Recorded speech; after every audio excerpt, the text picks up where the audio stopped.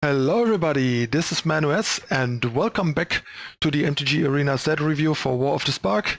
Sorry for the long delay between the last screen part and the rest of the review. If you may as you may or may not have noticed, I was pretty busy playing the ECQ, the Eternal Championship qualifier for the first ever Eternal World Championships, and managed to win the whole thing and qualify for Worlds. So with that out of the way and having covered my deck tech on the deck that I used to go undefeated in the single elimination portion of it, I can finally go back to wrap up the War of Despark review series for you guys. So hope you're still here, hope you're still listening and interested, even though I left you hanging for a couple days. Really sorry about that.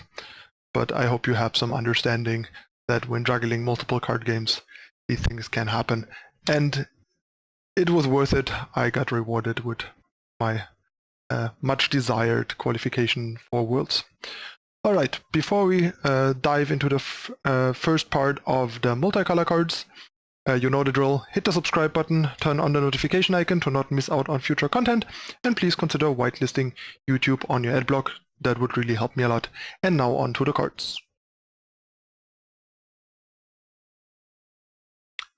Alright, here we go.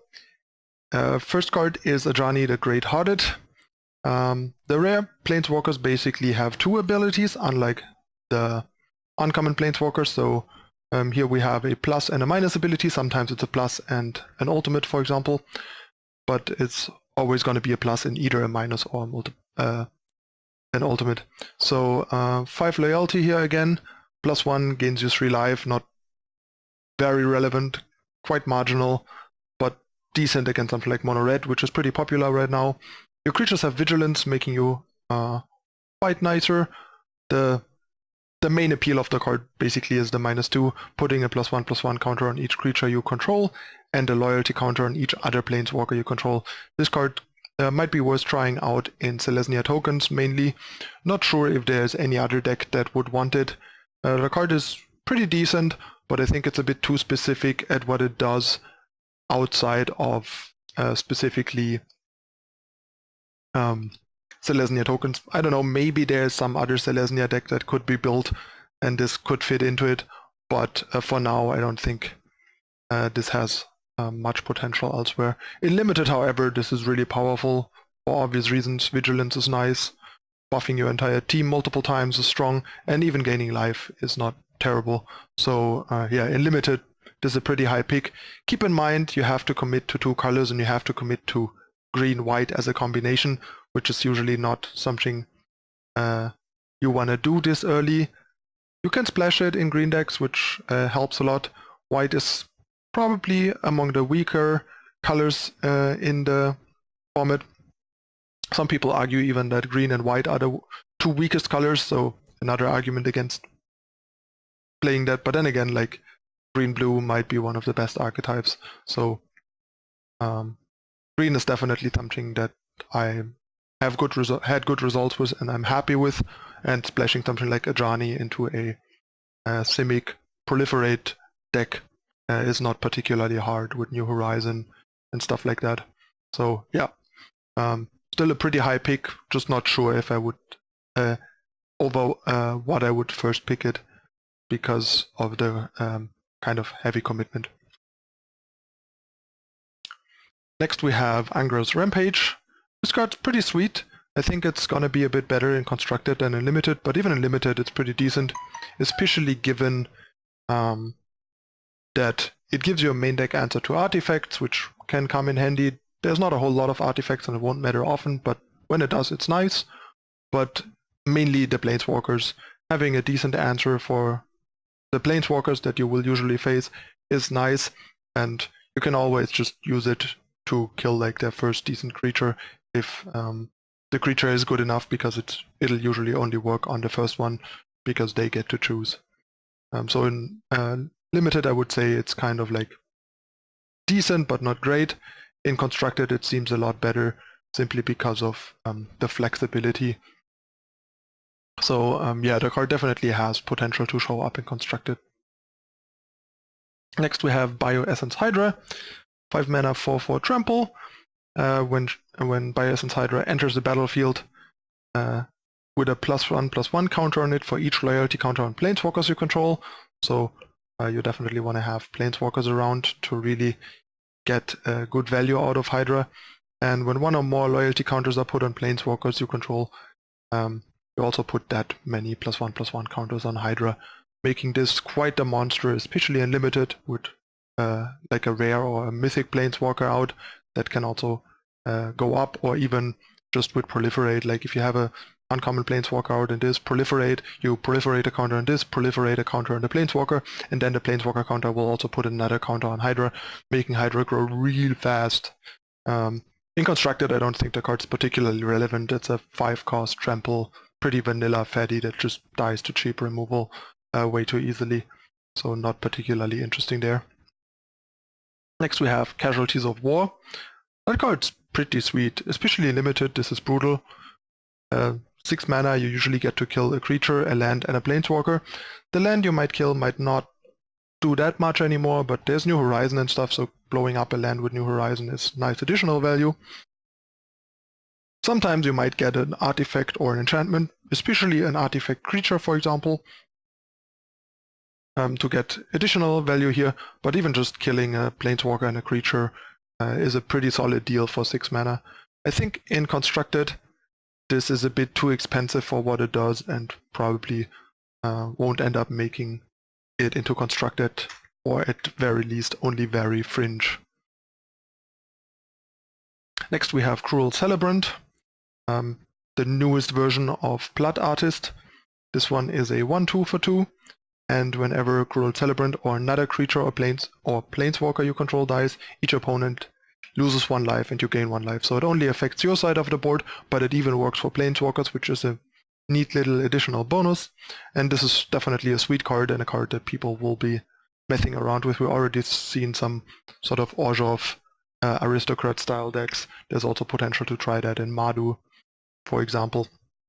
So the card has its fair share of Constructed implications. How good these kind of decks gonna end up being is questionable, but people will definitely be trying, and there might be something there. In Limited, I think the card doesn't seem that great. It seems a bit too low impact on its own and too heavily reliant on your other cards to do stuff, and even then it seems like it's not going to be doing that much, so not particularly high on it in Limited in theory. Didn't get to play Black-White yet though. Next we have Deathsprout. This is pretty good in Limited, especially jumping from 4 to 6 is still reasonably meaningful in Limited.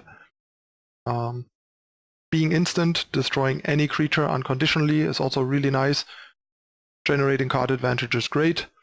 The cost is not that easy, so you can splash it in black decks sometimes, but since green is the best color at splashing, you kind of want to be in green anyway, so then you're green-black and don't need to splash it. In Constructed, I think the card is going to be a bit too clunky and expensive, and the benefit of the ramp from 4 to 6 not that meaningful. But it's not unimaginable that there could be a deck that would be interested in a small number of these. The problem is it competes with Raska's Contempt, which also deals with planeswalkers and gains you some life against aggressive opponents to make up for its clunky cost, and they will usually outshine Deathsprout. Next we have Despark. This card is amazing. Not sure how many you can afford main deck, simply because of how restricted it is against like lower curve, more aggressive decks, but even some of those have good targets, like Mono Red currently is running 4 Chandras as a target, or used to run Frenzy. But for example, against something like White Weenie,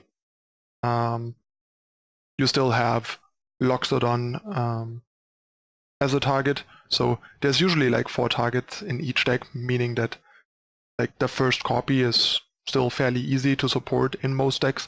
Second copy is where it starts getting wonky, but as a sideboard card, this card is amazing. It answers so many things. It answers Reclamation, it answers Chandra and Frenzy and Phoenix, Teferi, Tamio, like all the things, and it's so flexible and so cheap. The card is gonna be a Constructed staple at the very least in sideboards, and even in small number in some main decks.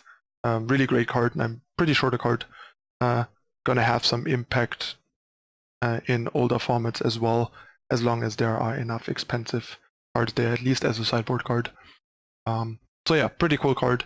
And also in Limited, the bigger, more expensive cards are usually the more scarier ones, so this seems like a pretty good removal in Limited as well. Next we have Domri, Anarch of Bolas. As bad as the other Domri was that we had before, this one is amazing. First of all, cheap Planeswalkers are great, especially if they buff your entire team by +1/+0. And also if they can sort of protect themselves in a way. Only in a way though, like if you have a creature out and they have 2 creatures, you can minus Domri to make sure that your creature can defend Domri. But yeah, having board impact for 3 mana is pretty great. Adding removal to a deck without making it flood on removal, this is great for any kind of Gruul deck really. And even the plus ability lets you ramp into a 5-drop or play a shock the same turn. Also lets you push through something like a Phoenix or a 5-drop through something like an Absorb from Esper Control, for example. Card does a lot of good things, just a great card. This is going to be a staple in green-red standard decks, and it's also obviously a great card in Limited. Next we have Domri's Ambush. That card's actually also pretty sweet. Like in Limited, it's obviously an amazing removal, putting a +1/+1 counter on probably your best creature, and then letting it kill one of their best creatures is amazing for 2 mana. And even in Constructed, I can see this being a solid option, especially given that it's not fight but dealing damage, and lets you also kill Planeswalkers, both in Limited and Constructed, is pretty great. And adding stats to a board for just 2 mana in a color combination that might have issues answering certain things well enough, especially, for example, Planeswalkers at times. So yeah, pretty sweet card. It's gonna be only a bit of a fringe playable in Constructed, but it definitely has the power level to make it into certain kinds of Gruul decks. Next we have Dovin's Veto. This is basically just an upgrade to Negate. Most decks, a lot of decks that are playing Negate right now, like White Weenie or Esper decks, can just straight up upgrade into Dovin's Veto, getting a Negate that is final. And if they want to like protect themselves from a card, especially like the card is obviously better to sort of stop something than to push something through, because if you try to push something through, they counter the card you're trying to protect. You Dovin's Veto their counter, and they just counter the card you are trying to protect again, because this one can be countered. But if you're trying to stop, like in White Weenie, trying to stop a sweeper like a Kaya's Wrath, you just Dovin's Veto and they have no recourse, which makes it particularly impactful there.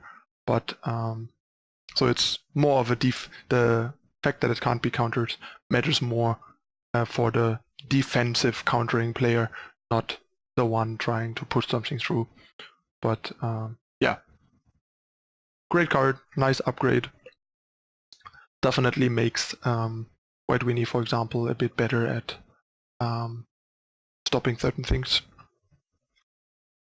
Next we have Dreadhorde Butcher, basically a Slith Firewalker on crack, a black and a red, 1/1 haste. Whenever it deals combat damage to a player or a Planeswalker, as we have seen, the wording for these types of cards now is, at least in this set, is that it's the same whether they deal damage to a player or a Planeswalker to get that trigger, which in the past was an issue with these cards. If you hit a Planeswalker, you don't get your effect. With these cards, they are worded in a way that it doesn't matter because of so many Planeswalkers. And yeah, when Dreadhorde Butcher dies, it deals damage equal to its power to any target. So this is a pretty nice 2-drop, definitely has constructed implications. If you're on the play and Limited and get to play this turn 2 and maybe have a removal or a trick on turn 3, this can get out of hand pretty quickly, and it's kind of annoying to deal with once it grew a bit, because it often will 2-for-1 your opponent and all that from a 2-drop. So pretty sweet card, and aggressive red-black decks seem like a decent archetype in Limited potentially. Next we have Elite Guardmage. This card is just like a premium uncommon and limited. The card is insane. A 4-mana 2/3 flyer with a bit of an upside is usually an okay 4-drop in limited, but this one doesn't have a marginal upside. It gains you 3 life and draws you a card, so it's free in terms of card economy, and also gains you some life back. This card is pretty sweet even in constructed for some more mid-rangey banned decks, at least as a sideboard card against like mono red and other aggressive decks, but it's even like nice for sort of like banned Vanifar decks. Like I would put at least one copy in my banned Vanifar deck from a while back. In fact, I already did so. So yeah, card's pretty sweet. Also, it can be hit by Militia Bugler, which is another nice bonus. Next we have Enter the God Eternals. This card is really powerful. The 5-mana sorcery deals 4 damage to target creature, and you gain life equal to the damage dealt this way, and target player puts the top 4 cards of their library into their graveyard. So you can even use it milling yourself if the self-mill has some upside for you, and other than that it's basically a 4/4 that deals 4 damage to a creature and gains you 4 life, which is pretty great to say the least. So yeah, there are some Dimir spell-heavy decks playing 4 copies of these. Some people trying them in Esper control, and so on and so forth. Grixis mid-range type stuff. Just a really powerful card. And in limited, this is just brutal and an easy first pick. Next we have Feather the Redeemed. Another card that has massive constructed implications. There are entire like Boros heroic decks built around Feather. Card is really sweet. Like what's not to like? 3 mana, 3/4 flying. Sure, the color requirements are kinda heavy with double white and a red, and the nice ability of whenever you cast an instant or sorcery spell that targets a creature you control, exile that card instead of putting it into your graveyard as it resolves. If you do, return it to your hand at the beginning of the next end step. So you always like kind of get the card that you use on a creature you control. You get it back, and it's not just on Feather, it's on all your creatures, which is even more powerful. So yeah, limited, red-white, another one of the potential aggressive archetypes in the format, and this definitely is a card that would make me first pick it and yeah, go into red-white in limited, because this card is just really, really powerful. Next we have Gleaming Overseer. This is more of a limited only card. The 3 mana 1/4 that amasses 1 when you play it, and zombie tokens you control have hexproof and menace, so it's just some decent utility for your zombie army. Hexproof and menace both are pretty nice. If you get a bigger zombie, them not being able to like bounce it or kill it otherwise can be pretty handy, and menace is a decent form of evasion for a bigger zombie army, eating multiple blockers or making it even impossible for your opponent to properly stop it. Next we have Heartwarming Redemption. A 4-mana instant. You discard all cards in your hand and then draw that many cards +1, and you gain life equal to the number of cards in your hand. So this card's kind of weird. Like I'm not super high on this in both formats really, because discarding your hand and redrawing random cards +1 is not something you usually want to do unless your hand is really bad. So if your hand is not bad, you don't really want to play this. And also if you need life gain and you don't want to like get rid of your hand, you kind of in a doomed if you do, doomed if you don't spot. So yeah, the card just is pulling in weird different directions and just doesn't make a whole lot of sense. Maybe there's some fringe exploitation potential for it, but I'm not really seeing it. Would not put this in a limited or constructed deck really. Next we have Huatli's Raptor. That's a pretty sweet card, especially for limited. 2 mana, 2/3 vigilance, pretty solid 2-drop, quite a bit above the curve, and then getting Proliferate on top is great. Proliferate's really powerful in this format, and the card could even have some potential in constructed with other +1/+1 counter stuff, and just kind of in like a Selesnya aggressive deck. Not Selesnya tokens, but more like Selesnya beatdown. But I'm not sure if that's like gonna be a viable thing, but if there is a deck, I could see this card being in it. And last but not least, we have Invade the City, another card that seems like it's more of a limited than a constructed card. You amass X, and X is the number of instants and sorcery cards in your graveyard. Basically the amass version of the Drakes, but instead of an X for flying Drake for 3, you get a XX non-flying token, which is arguably definitely worse because of all the vulnerabilities that tokens come with. But the fact that it has potentially more toughness is nice, but the lack of evasion kind of mitigates that in a way. So I don't know if there's like some potential for an amass-centric, spell-heavy constructed Grixis deck, then maybe this could sneak in, but unlikely. In limited, however, in a spell-heavy Izzet deck, for example, or Grixis deck, this seems quite good if you build your deck accordingly. Alright, that's the first part of the multicolor cards. I'll be back with more multicolor cards tomorrow and try and wrap up the rest of the series this week after having had to take such a long break because of the tournament that I was in. Alright, hope you guys still enjoying the series. Let me know in the comments what you think. Hit the like button if you're enjoying it, and leave a comment. All interaction with the content really helps its visibility. Share it with your friends. Give me feedback. And yeah, if you enjoy the content, make sure to hit the subscription button, turn on the notification icon to not miss out on future content. I'll be starting with some deck tech soon, once I have the first lists figured out that I like and have a better idea how they look. I'm already testing and brewing some stuff, so we'll see. And yeah, please consider whitelisting YouTube on your adblock to help support the content. That's a great way to support the content for free and means a lot. Thanks for watching, everyone. I'm your host ManuS, and I'll see you next time. Bye.